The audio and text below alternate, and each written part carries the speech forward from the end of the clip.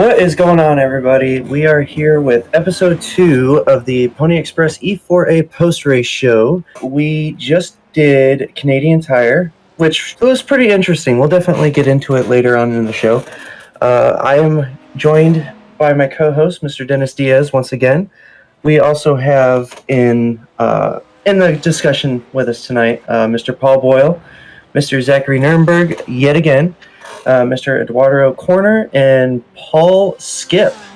Real quick, we're going to do a quick recap of last episode. A lot of talk about what the LMP2 means as an addition to E4A, as well as going over Road America, which was our first recruitment race for the off-season, which I think for everyone who's here today can agree that it went pretty well, a lot better than Canadian Tire tonight. But yeah, other than that, Dennis, if you want to go ahead and take over and start with stuff. Alrighty, so basically we as Mack said, we've basically finished Canadian Tire, and it, in my opinion, it's full of mixed results. Some to do with the driving, some to do with the nature of the course. But back to the last episode of Road America, we did have a good running there, and there was not many incidences, and the LMPs were able to get past people no problem, and everyone was pretty much okay. For everyone else, what was your opinions of Road America? Road America is pretty difficult when it gets dark. LMPs are not my favorite car. So, other than Road America, which we did last week, what was your guys' opinion of Canadian Tire, of everything that had happened today? Well, I thought it was definitely pretty fun. A definitely interesting track with how small it is, but how much downforce the LMP cars have on some of the high-speed corners. It definitely makes for some, obviously a lot of traffic, but also some interesting overtakes, and people really throwing around a whole lot of different lines to try and get past people.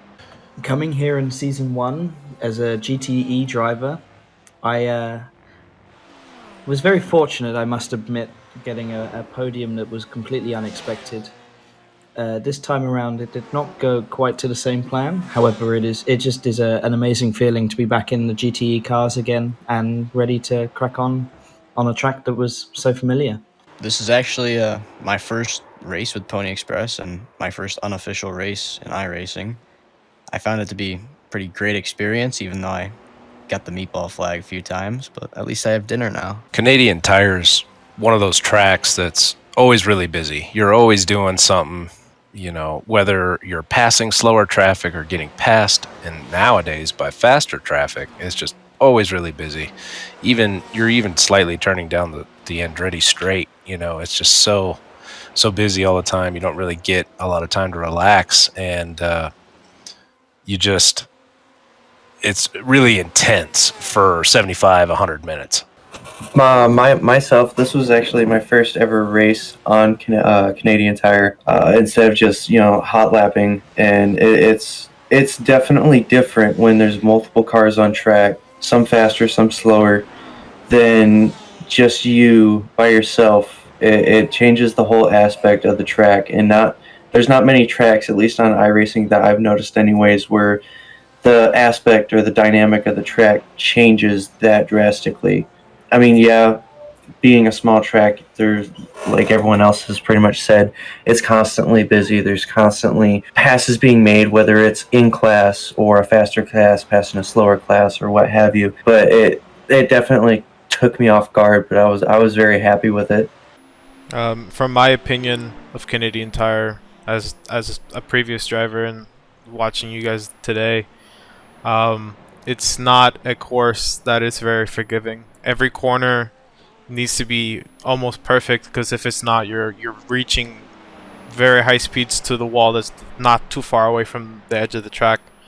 As for the overtaking, it's very difficult to stay relaxed. You're basically at 100% brain power trying to get through the course and then trying to overtake people where you don't know if they even saw you, especially if you're a faster class, and you're just hoping that they did. It's very narrow. It's very technical.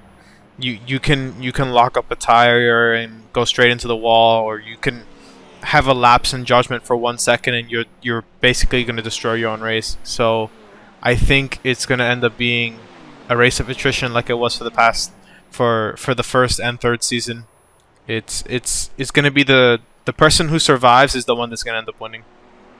Alrighty, for Canadian Tire for tonight, for the second preseason race, our LMP2 winner was Terry Calger Jr., our GTE winner was Paul Skip, and our GT3 winner was our first preseason race winner in the LMP, Zach Nurnberger. All right, let's take a real quick break from the conversation and talk about our other media outlet, produced and hosted by J.R. Kopp. That is the Pony Express Sim Racing podcast. You can find that on Spotify, Apple iTunes, Google Play Store, anywhere that you find your podcasts and your favorite music is where you can find the podcast. Coming up this week is our very own Zachary Nurnberger, one of the admins for the series and the league as a whole, as also one of the members of the Pony Express team. It's going to be a great conversation, and I can't wait to hear what kind of rig Zach has. Like we've heard bits and pieces, but I want to hear the whole thing. So it's gonna be great to hear it. As Dennis said, Terry did win LMP. Alrighty, so as I said, Terry won LMP2, Paul Skip won a GTE, and also Zach won GT3. So everyone, what was your ups and downs? How did the race go for you guys? I got off to a good start. I had a problem with Canadian Tire, always overdriving the first couple corners. It's slippery. I stayed out ahead, got in and out of the pits, really good at the safety car. Luckily, I was able to keep it really clean, and Terry was catching up Marcus at the end, and Marcus was about to catch me, I think a 10-second gap, and Terry overtook him on the line to finish the race when I spun out T1. So, very emotional swing right there. From hanging out the whole race for 74 minutes, spinning it, and then realizing I lucked out. But I think overall I stayed out of trouble. Wadded it up a little bit at the end, took my fast repair. But yeah, it stayed pretty consistent, pretty clean, but had some scary moments. Likewise, I had a really quick start to my race, qualifying in 6th position. I felt like I should keep it simple, keep it steady, stayed behind and kept with the train as much as I could, and just took advantage of off tracks here and there from people around. Had a few scary, hairy moments of my own when I heated up the tires a little bit in the mid race, including a lovely drift about 12 laps into the race, I think, around Moss. So definitely a highlight moment for me catching that one. Again, made it all the way to the safety car without issue. Decided to pit under safety car as we kind of all needed to take a stop anyway. Safety car played into my hands in the sense of I was able to take tires pretty much for free, but then didn't play into my hands in the sense of a massive kind of coming together of ideals and cars during the restart from that. And I unfortunately took a move that was potentially a little bit too risky to go for. Chopped on the inside of Moss, and my race was over as fast repair was used accidentally for minor damage in the first stop. Decided to plow on a couple laps down after towing. However, after losing it again due to unrepairable damage, I decided to call it a night. However, the practice has been definitely useful, ready for the first race of the season coming in a few weeks' time. I would say my race went pretty well. I started third. I was kind of blindsided by Brad and Ryan. I didn't know where they picked up that time, but I figured, we just hang out in third place and just kind of run our race. It's a long race, so you got to take that into account every time. Everything was going great until after the caution. There was a pretty big mishap, and I came out in first, and I was like, okay, cool. I'm just gonna, take these new tires and run. I'd say about, with about 15-20 minutes to go, had an LMP2 come in and make contact on my right side going into the carousel, sent me out into the tires and gave me some aero damage, and I had Mack on my back. And So I decided not to pit and take my fast repair. We're going to run it and see what we do. Fortunately, even though I lost 10, 15 mile an hour down the straightaway, I was still able to keep corner speeds up and maintain a good pace, and managed to stay out in front and take it home. I still say you needed to stay out in the grass for about 3 more seconds, but that's just me. Yeah, I went into tonight kind of not really knowing or expecting much for my end. GTE class wise, I qualified 5th, which I think was mid pack, and just was expecting to kind of just hang out, and ended up in 4th. I think I ended up after a first couple laps, a couple early incidents kind of helped in that, and then I went to 3rd. Right, I think it was about 10 minutes before the safety car came out, and pitted just like I think everybody else did as well. Got lucky. Brad got held for some sort of black flag or something like that. That I don't even think Dennys or Zach Purcell, who was helping steward the race, we even really know why he got it. But that kind of helped, got me into 2nd in class. And then the incident up in Moss, or the hairpin that kind of ended Boyle's race, I unfortunately had a little bit of help doing. I had nowhere to go and kind of just hit him in the side, and yeah, it managed to bring it home 2nd in class, but I don't know, it was interesting. My goal going into the night was really just finish the race, and I did just that, so it's pretty good. I was, I think, 7th after qualifying in the GT3 class, and I made it around probably 10 laps until I got stuck in the tire barrier and I had to tow, and I had no clue what I was doing with the black box control, so I ended up using my quick repair, new tires, everything, full fuel. I went around a few times. I got caught, like, surprised by an LMP2 up in the inside of turn 2, and I lost it again into the wall. Go around, pit, repair, go out for a little bit. Just an endless cycle of, crashing into the wall. But I finished the race, which is, more than the half of people that retired did. So I'm pretty happy with what I did tonight. Yeah, from what I saw, just as the steward, it was. I agree with all you guys. It's you guys seem to had like a good run. The veterans of the group definitely showed, their experience a bit, managing to stay out and stay alive. Some of the new people also showed the perseverance that they're definitely going to need into the season as well, which is a very good sign. And I would just like to say, congratulations to everyone that survived, because we started with 26 drivers and we ended up with 13 finishing, and as I said before, Canada's just going to be a race of attrition, and whoever wins basically survives. And yeah, that's pretty much it. So for the next question, do we expect any GTE cars or GT3 cars to be faster than the other, and why?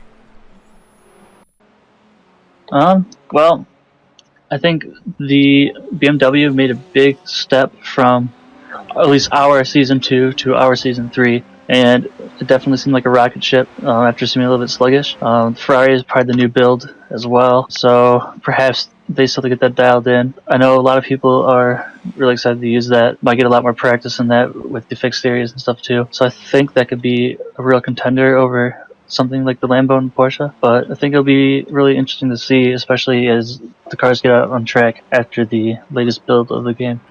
When it comes to GT3s, I strongly think that the Ferrari is definitely going to be the car to watch.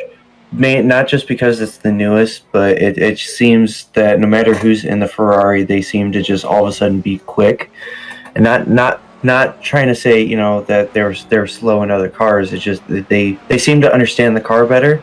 There's just something about it, you know. Right. Yeah. It's just it's kind of like how when the Lamborghini first came out, everybody gravitated towards the Lamborghini because it was so stable through the corners, no matter if it was a medium, slow, or high speed corner. Well, the Ferrari is just that way too. It's just not as bulky, which I think is one of the big things that make people gravitate towards it, because it's not as bulky as the Lamborghini. It's not as heavy as the Lamborghini. So even though it's a slow speed corner, you're still gaining that 1, 2, maybe 3 mile per hour difference because of how light it is compared to the Lamborghini.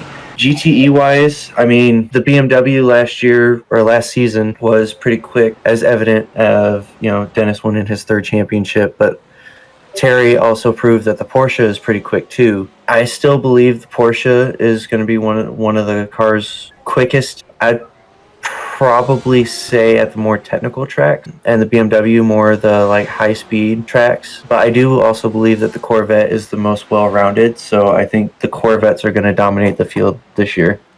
I'd say all 3 GTEs this year, and as well as in previous, all have their own nuances.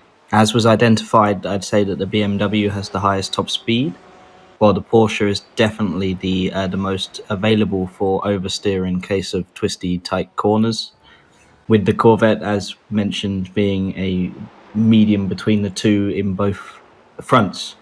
If we had to choose a car for the entire season, I'd say 90% of the field should and would pick the Corvette.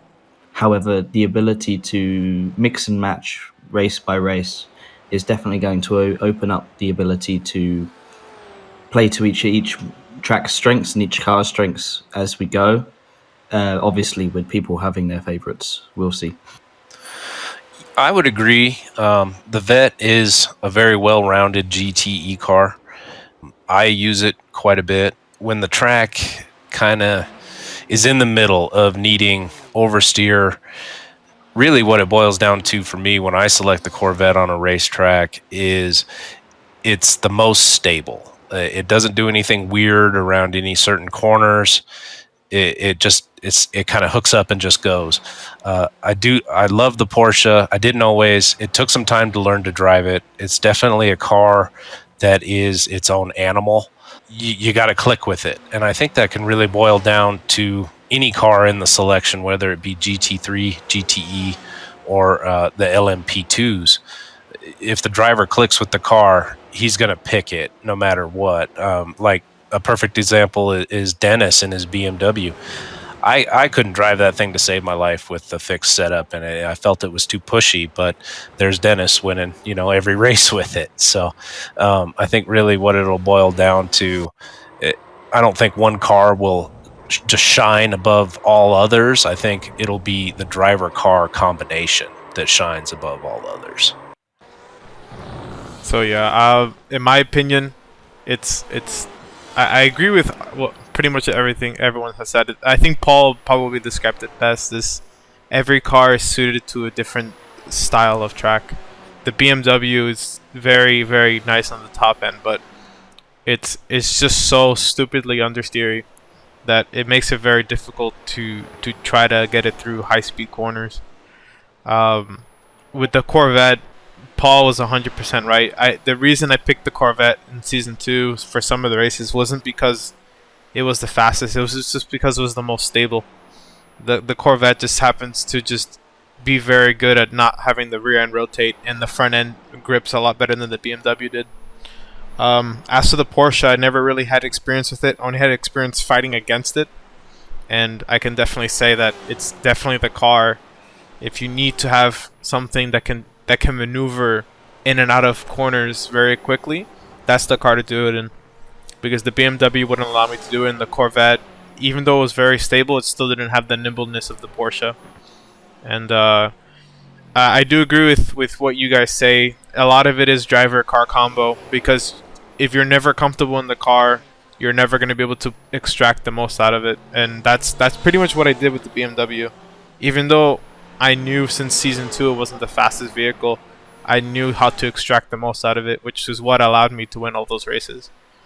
So I definitely agree with you guys in the fact that it's definitely a both type of deal, both car and driver. So for the preseason, we've already had 2 races. Who do you think is the dark horse of the next season? Who do you think is going to really impress us for next season?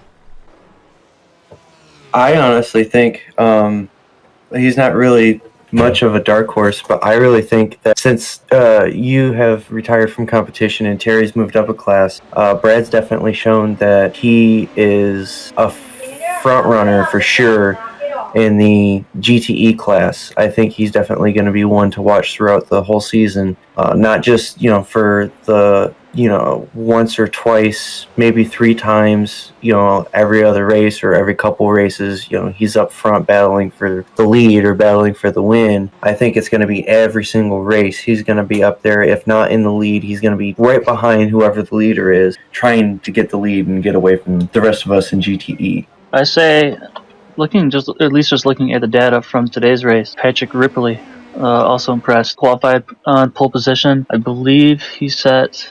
Bryce did set the fastest lap, but I believe he set the second fastest lap in an LMP2 during the race. Finished on the podium. Definitely interesting. He was one of the survivors, so he's shown that he can make it the full 75 minutes. And I think that'll be a familiar name on the broadcast if he can keep up these sort of performances in the LMP2 division. I think maybe Marcus Osborne could be. I don't know if he's a sleeping horse or a dark horse, but he had a solid race today. He only had 2 incidents over the whole thing, and he finished on the podium. So I think definitely could see him fighting for some wins. And I'd say Marcus, too, has probably been one of the most improved over the last couple seasons. So he only seems to get better every season. So I definitely agree. So do I. With Dennys' retirement, there's now a handful of drivers that have been around since season 1 the whole way through. I reckon we've all now got the experience in this format, in these cars, in the length of time that we're in the car for as well. So I definitely think all of us that have been around for since season 1, still so many names that have been around since season 1, race 1 as well, that I'd like to think that we have the upper hand in that, but you never know. With fresh faces and fresh blood that's out to push as hard as they can for the wins, it's anyone's game at this point. But you've obviously got the quick people. Skip's always been up there. As they say, Marcus Osborne's rapid in the GTEs this season so far. So I'm excited to see where this goes. Yeah, I definitely agree. Brad's going to be a front runner this year. He went to the gym. He hit the books. He did something. He got fast and consistent, which we hadn't seen out of him the last couple seasons. Very impressive. Another guy I think might be a dark horse if he kind of pulls it all together is Roger Shank. The guy's usually, he's usually a clean driver. And he's got the potential to win. He's got speed when he has it. I think if he just works on his consistency and brings it together, he's going to be up front in the LMP2 class for sure. And then I never count out Bryce. Never count him out. If he gets it together and he gets it all right, he's quick. And he's always kind of my favorite dark horse guy to be up front. For my personal opinion, I'm gonna go through by class, but dark horse for LMP, I think I have to agree with Paul. I think Roger Shank, he was GT3 champion. He showed that he can be consistent. He showed that he can win races, and he didn't quite have the pace this time around, but he definitely has the consistency to make it, and that the consistency plays a bigger part than the speed. So I think if Roger can just pick up the tiny bit more speed and keep it at that pace, I think he'll be able to fight Terry, and especially Michael McCoy, since he's coming in this season from winning GT3 in season 2. It's going to be a really hard season for a lot of the people in LMP, having to deal with Terry and Michael. As for GTE, yeah, honestly, I would have to say it's probably going to be between you and Brad Paul, because from the outset since season 1, Brad he's been up there, but he's never had like the pace to stay up there, or the consistency to stay up there. But last season, my battle with him in Red Bull Ring really started showing that he has been really improving, especially the last race of season 3 in Watkins Glen. His ability just to stay up front has dramatically improved, and he's definitely a person to watch out for. And same with you, Paul. I mean, I've had battles with you before that you've won against me, and we've had really good battles, and it really shows your consistency is really good as well. So I think of GTE, I think that's not just one. I think it's two dark horses for GTE. Another for GT3, it's more difficult. It's the more popular class. There's a lot of people in GT3 that are still in it, that are still going to show up for GT3. From what we can see from preseason racing, I mean, Zach has already won races. I wouldn't really necessarily call him the dark horse, but another person could be if William Akala were to stay in GT3. I think he might have a run for someone's money. William has, I mean, first season he wasn't that far up there, but over the time he's been getting really quick, and even I think last season he won his first race, so he's only improving, and it'd be really interesting to see what's gonna play out for GT3. And Marcus has always been improving, so maybe it might be between the both of them for this season. Yeah, I have a couple more to add. I think William is actually slated to run LMP last time I checked, so that'll be definitely interesting to see if he does do that, what kind of transition he's able to make. I'd also throw Sean Atkins in the hat. His luck isn't always there, it seems, but he definitely has the speed. He definitely puts the practice in, and I definitely think he's someone to definitely look at if he can make it the full distance. And also Ryan Tyler has always been, he's won a few races here and there. He's really consistent. Qualified P2 right behind Brad, between Paul and Brad. Again, finished 17 laps down. Kept it running, made it to the end. Not his best race today, but I think he's definitely a contender too. He's quick. Shouldn't be underestimated. Alright, so for the last part of this, which is what we think about what's going to happen into the next race in Hungaroring. So, Hungaroring, it's a very, very short track, very small. It's called the Monaco without walls. It's not like Canadian Tire. The speeds aren't as quick, but the danger is still there. If we have the same amount of people, it may be a little difficult to get around, since it's basically short corner to short corner, one right after the other. So what do we think our opinions of that race is going to go down? Well, I think it's definitely interesting. We're going to have our new setups all loaded in for every car. Got that set up, ready to go. So we're definitely going to see how the cars handle, not just on high downforce, but tweaked a little bit. No competition caution, so people are going to be able to stretch their gaps out, play their strategy a little bit differently, not just banking on a safety car to bail them out when they get behind or take tires or something like that. So you're going to have to stretch out your fuel, stretch out your tires a little bit longer, and just kind of start getting that mental space for the regular season. So it's going to be very different. No competition caution, bailouts, planning your strategy that way. You can really think more long term, so to speak. I think it'll be a pretty great race. We saw back in, August maybe, with the F1, anything can happen at that track. Overtaking is a little bit tricky in some of the corners, but might make it a bit more fun seeing some good battles on track. It's a track that I've actually practiced before, so I hope to do a bit better in the race. And yeah. I think I don't know. Hungaroring's gonna be one of those where it really is a toss-up, because you could have a really great race all around, not just one driver in particular, but everybody could have a really great race, really stay clean and respectful of everyone else and whatnot. But then you could also have races where people are trying to be respectful, but they're being respectful, I guess, too much, and they're kind of I don't really want to say overcompensating, but they're overcompensating each other's lines. So which then turns into basically just a huge mess of incident after incident after incident because a faster class is trying to overtake the middle class, who's also trying to overtake the slow class in a tight section.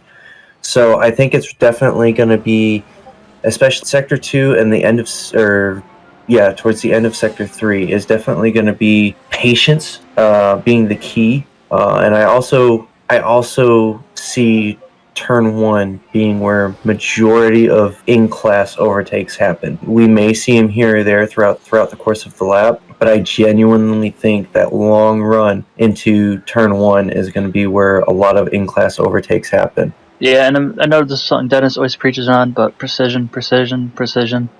It's really easy to outbreak yourself in turn 1. There's really no good markers there to find your spot.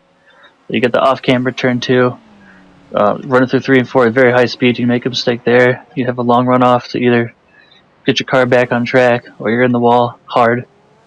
And then, of course, you go into the chicane, which is very easy to cut corners, and you have a bunch of 90 degrees, left, rights, and that's all about getting the car lined up. You miss an apex there, and it messes you up for 3 or 4 more. So I think you're definitely going to notice who practiced and who didn't, because you got to be on your A game to really carry your speed all the way through the course. You mess up one section, and you're going to be losing time for several corners. Being the final preseason race of our off-season, I believe that this is going to be the first true shakedown of everyone and their true abilities. People are going to practice into it, want to perform well, just to get their hopes up and get their stock flying high, ready for the broadcasted races. So I think everyone's going to be practicing well and pushing hard for this track, and I can't wait to see the results. Well, I just found out I don't own the Hunger Ring, and I've never driven it, so I don't really got a whole lot to say. It is nice to see a actual Grand Prix track, though. I always like the Grand Prix tracks better with the runoffs and the curbs that are a little more friendly. So it should be interesting. I'm going to have to do some practice for this one. So today's driver of the day is going to go to Mr. Paul Skip, who happens to be with us right here. I believe only 2x the whole race. And I mean, if you looked at the list of finishers and how many laps down most of the field were, you'll know that's pretty impressive. Fastest lap in GTE, and looked in control the entire way. So he gets my driver of the day. Kind of checked all the boxes, and hey, look where he's at. Very strong finish. And that, folks, is round 2 of the preseason Canadian Tire E4A Pony Express Sim Racing, and we are going to see you in Hungaroring. Thank you.